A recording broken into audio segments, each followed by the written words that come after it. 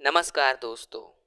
पिता की बात ना मानकर जब बेटी निकल पड़ी अपनी अलग दुनिया बसाने, तो आखिर क्या हुआ ऐसा कि उसके होश ठिकाने आ गए। नहीं पापा, अब मेरा इस आदमी के साथ और गुजारा नहीं हो सकता। मैं भी कहाँ तक एडजस्ट करूं, दिन भर उसके घर के काम करूं, फिर भी मेरी थोड़ी सी ख्वाहिशें भी पूरी नहीं कर सकता। मैं तो पहले ही कहती थी कि लड़के की तनख्वाह कम है, लेकिन आप नहीं माने। आपके कहने पर मैंने शादी कर ली। अब 30,000 रुपए की तनख्वाह में हर महीने 5,000 की बचत करते हैं और सिर्फ 25,000 हाथ में थमा देते हैं और कहते हैं पूरे महीने का खर्चा चलाओ। रूही ने गुस्से में गजरते हुए कहा। तो रामेश्वर जी बोले, कोई बात नहीं बेटी, अब रोहन कोशिश तो कर रहा है ना अच्छी नौकरी हासिल करने के लिए। कुछ समय बाद सब ठीक हो जाएगा। और यदि ध्यान से खर्च किया जाए तो 25,000 रुपए भी कम नहीं होते। लेकिन रूही कुछ सुनने को तैयार ही नहीं थी। पापा, आजकल महंगाई कितनी है ये तो आप भी जानते हैं। इस तनख्वाह से घर का खर्च भी बहुत मुश्किल से ही पूरा होता है। फिर मेरी ख्वाहिशों का क्या? मेरे भी कुछ अरमान हैं। अब रोहन से कुछ कहती हूँ तो कहते हैं कुछ दिन एडजस्ट कर लो, जल्द ही अच्छी नौकरी मिल जाएगी। ऐसे ही कुछ दिन कहते कहते 6 महीने हो गए, लेकिन मैं अभी तक मर मर कर गुजारा कर रही हूँ। आप कुछ भी कहें, लेकिन मैं अब उस आदमी के साथ और नहीं रह सकती। मैं तंग आ चुकी हूँ। अगर आपने मुझे वापस जाने के लिए दोबारा कहा तो मैं कहीं भाग जाऊंगी या फिर कुछ कर बैठूंगी। बेटी की ये बातें सुनकर रामेश्वर जी समझ गए कि आगे कुछ कहना उचित नहीं है। दरअसल रूही का विवाह 35 वर्ष की उम्र में हुआ था और विवाह की दृष्टि से ये उम्र काफी अधिक मानी जाती है। माँ बाप ने तो तभी रिश्ता देखना शुरू कर दिया था जब वो 25 वर्ष की थी। बहुत से रिश्ते देखे, लेकिन रूही को कोई लड़का पसंद नहीं आया। किसी की तनख्वाह कम थी तो किसी की शकल सूरत पसंद नहीं आई। हर लड़के में कोई ना कोई कमी निकाल ही देती थी, जिस कारण रिश्ता होने में देर हो गई। और देखते ही देखते इतने वर्ष बीत गए। रोहन जिससे उसकी शादी हुई, वो 36 साल का था। शादी से पहले ही रूही को मालूम था कि रोहन अपनी नौकरी से कुछ खास पैसे नहीं कमाता, परंतु उसकी बढ़ती उम्र के चलते उसके पिता की चिंता गहराने लगी थी, क्योंकि कुछ वर्ष पहले ही उसकी माँ की मृत्यु हो चुकी थी।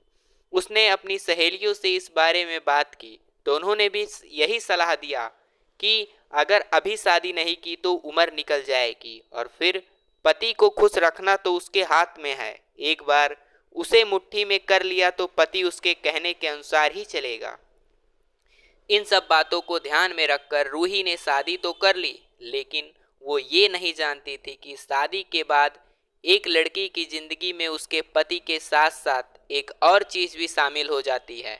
वह है जिम्मेदारी। उसका पति रोहन ये बात जानता था कि रूही इस शादी से खुश नहीं है, क्योंकि उसकी तनख्वाह कम है। और शादी के अगले ही दिन उसने रूही को ये बात समझा दी कि भले ही मेरी तनख्वाह कम है और मैं उम्र में ज़्यादा हूँ, लेकिन मैं तुम्हें खुश रखने की पूरी कोशिश करूँगा। बहुत महंगी महंगी चीज़ें तो मैं तुम्हें खरीद कर नहीं दे सकता, लेकिन तुम्हारी ज़रूरतें पूरी करने की भरपूर कोशिश करूँगा। परंतु रूही शायद कभी उसे दिल से स्वीकार ही नहीं कर पाई थी।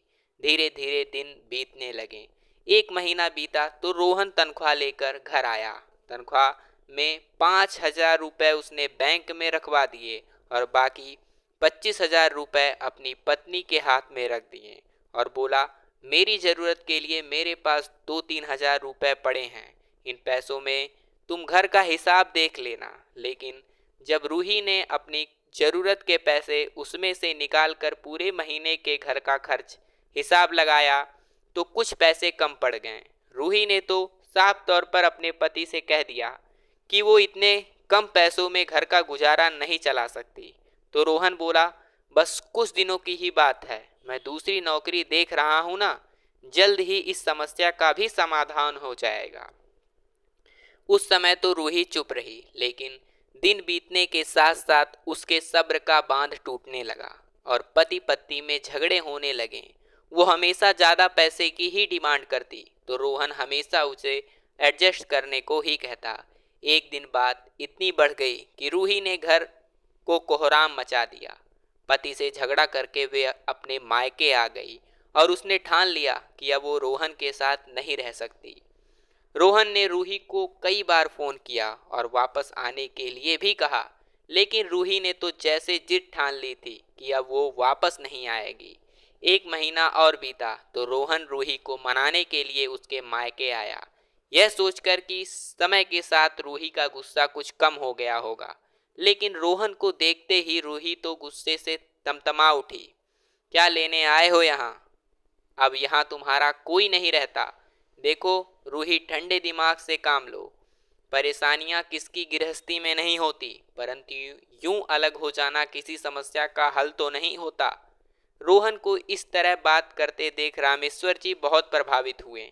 वे जानते थे कि भले ही रोहन की तनख्वाह कम है, परंतु वो रूही से बेनतिहा प्यार करता है। फिर उन्होंने रूही को समझने की कोशिश की। बेटी, तुम खुद भी पढ़ी लिखी हो।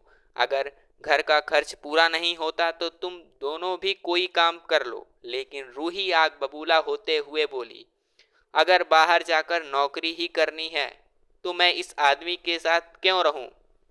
वो तो मैं यहाँ रहकर भी कर सकती हूँ। वहाँ जाकर घर का काम भी करूँ और पैसे भी कमा कर लाऊं। ये सब मुझसे नहीं होगा। रोहन ने रूही को बड़े प्यार से समझाने की कोशिश की, लेकिन उसने स्पष्ट तौर पर यह कह दिया कि जिस दिन तुम अच्छा कमाने लगोगे उस दिन मुझे लेने आ जाना, क्योंकि मैं ऐसे आदमी के साथ नहीं रह सकती जिसकी हैसियत मेरा खर्चा उठाने का भी ना हो। रूही का ऐसा बदतमीज व्यवहार देखकर रोहन को बहुत बुरा लगा। आज तक वो उसकी बहुत सी बातें सुनता आया था, लेकिन इस बार उसके आत्मसम्मान को गहरी चोट लगी थी। वह उसी समय वहां से उठकर अपने घर वापस चला गया। मन ही मन उसने तय कर लिया कि उसे आगे क्या करना है। रोहन ने अपने वकील से बात की और 2 दिन बाद रूही को फोन करके कहा, रूही, अगर तुम अलग होना चाहती हो हो सकती हो, मैं तुम्हें रोकूंगा नहीं। इतना सुनते ही रूही का गुस्सा 7वें आसमान पर पहुंच गया। फोन पर ही वह चिल्लाने लगी, जो इंसान मेरा खर्चा तक नहीं उठा सकता, आज वह मुझे छोड़ने की धमकी दे रहा है। नहीं रहना मुझे तुम्हारे साथ, मैं तलाक चाहती हूँ। वकील से बात करके रोहन ने तलाक के कागज रूही के घर पहुंचा दिए और रूही ने भी अहंकार में आकर उन कागजों पर साइन कर दिए। मामला कोर्ट में चला। जज ने रोहन से तलाक लेने का कारण पूछा तो रोहन बोला, दरअसल बात यह है कि मेरी तनख्वाह मेरी पत्नी के हिसाब से बहुत कम है। अपनी भरपूर कोशिश करने के बावजूद मैं उसे खुश नहीं रख पा रहा हूँ और किसी इंसान को जबरदस्ती खुश रखना मेरे बस से बाहर है। मैं इससे ज़्यादा और कुछ नहीं कर सकता। उधर जब रूही से पूछा गया तो उसने कहा कि मैं किसी ऐसे इंसान के साथ नहीं रह सकती जो मेरी ज़रूरतें भी पूरी ना कर सके। मैं तलाक लेकर रोहन से अलग होना चाहती हूँ, क्योंकि मुझे अपनी खुशी चुनने का पूरा अधिकार है। इस बात पर जज ने रूही को समझाया कि यदि तनख्वाह में गुजारा नहीं होता तो पत्नी भी अपने पति के साथ कंधे में कंधा मिलाकर काम कर सकती है। इसमें कोई हर्ज नहीं। तुम दोनों फिर से एक नई जिंदगी की शुरुआत कर सकते हो। भले ही तनख्वाह थोड़ी सी कम हो, लेकिन इतनी भी कम नहीं है कि जीवन यापन ना किया जा सके। लेकिन इन सब बातों का रूही पर कोई असर नहीं पड़ा। उसने किसी की एक ना सुनी और आखिरकार तलाक लेकर ही दम लिया। परंतु बेटी के तलाक के बाद रामेश्वर जी को उसकी चिंता सताने लगी और धीरे धीरे उनकी सेहत गिरने लगी। एक दिन अचानक हार्ट अटैक से उनकी मौत हो गई और वो इस दुनिया को छोड़कर चले गए। निअंतांत अकेले रह जाने के कारण रूही को एहसास हुआ कि अकेले जिंदगी गुजारना उतना भी आसान नहीं जितना वो समझती थी। अब उसने नौकरी करने का निश्चय किया और कुछ जगह पर इंटरव्यू देने के बाद उसे एक जगह नौकरी मिल गई। परंतु पहले ही दिन ऐसा एहसास हो गया कि नौकरी करना कोई खाला जी का घर नहीं। अगर कर्मचारी काम अच्छा करे तो उसकी कोई तारीफ नहीं करता, लेकिन यदि काम में थोड़ी सी भी कमी रह गई तो अपने साथी कर्मचारी ही बातें सुनाने लगते हैं। और बॉस से तो इतनी डांट पड़ती है कि आत्मसम्मान चकनाचूर हो जाता है। सभी को मालूम था कि रूही तलाकशुदा है, इसीलिए अक्सर लोग उसे गलत नजरों से देखते थे। सुबह 9 बजे से लेकर शाम के 5 बजे तक लगातार जी तोड़ मेहनत करने के बाद भी रूही 12,000 रुपये महीना ही कमा रही थी, और ऊपर से हर रोज उसके काम में कोई ना कोई कमी निकालकर बॉस उसे फटकार लगा ही देता था। जब वो सोचने लगी कि मजबूर हो गई हूँ कि रोहन के घर रहते हुए उसे बैठे बैठे 25,000 रुपये खर्चे मिल रहे थे और 5,000 रुपये की सेविंग भी हो रही थी। भले ही घर का थोड़ा काम करना पड़ता, लेकिन जब जी चाहे आराम तो कर लेती। कभी खाना पकाने का दिल नहीं होता तो रोहन से बाहर से मंगवा देती। सर दर्द या बुखार हो जाता तो बेचारे ऑफिस से लौटकर सारा काम भी कर लेते थे। रोहन अपना घर चलाने के लिए दिन रात मेहनत कर रहा था।